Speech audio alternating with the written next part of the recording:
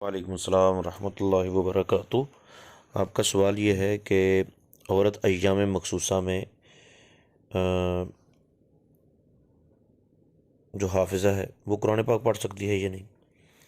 तो इस हवाले से याद रखिए, औरत हाफिज़ा हो या गैर हाफिज़ा, दोनों सूरतों में बहार शरीयत जिल्द नंबर 1 सफ़र नंबर 379 पर मौजूद है कि हैज़ो निफास वाली औरत को कुरान मजीद पढ़ना देखकर या ज़ुबानी और इसका छूना, अगरचे उसकी जिल्द या चोली या हाशिया को हाथ या उंगली की नोक या बदन का कोई हिस्सा लगे, ये सब हराम है। बल्कि यहाँ तक लिखा कि कागज़ के पर्चे पर कोई सूरा या आयत लिखी हो उसका भी छूना हराम है।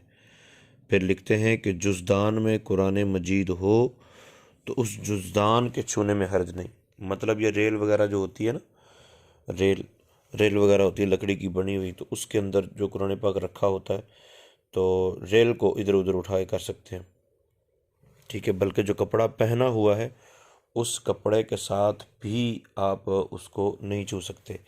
हाँ, जो कपड़ा अलग है यानी पहना हुआ नहीं है या सर पे ओढ़ा हुआ नहीं है, उस कपड़े के साथ ज़रूरत पड़े तो उठाकर एक दूसरी जगह ले जाया जा सकता है, ठीक है। अब आपने फिर दूसरी बात ये पूछी कि और कौन कौन से मतलब पढ़ाई वगैरह कर सकते हैं। तो दुआ कुनूत वगैरह, ज़िक्र अज़कार वगैरह, जो दीगर मतलब ज़िक्र अज़कार हैं वो कर सकते हैं। कि मसला नंबर 7 में इसकी वजाहत है, कुरान मजीद के अलावा और तमाम अज़कार, कलिमा शरीफ, दुरूद शरीफ वगैरह पढ़ना बिला कराहत जायज़ बल्कि मुस्तहब है, और इन चीज़ों को वज़ू या कुल्ली करके पढ़ना बेहतर है। वैसे पढ़ लिया जब भी हरज नहीं है, और इनको छूने में भी कोई मुज़ायका नहीं। अज़ान का जवाब देना जायज़ है, ठीक है। अब जो हाफिज़ा है वो अगर पढ़ाती हो तो क्या करना चाहिए।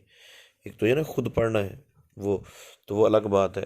एक ये है कि पढ़ाती है तो उसके बारे में क्या हुक्म है।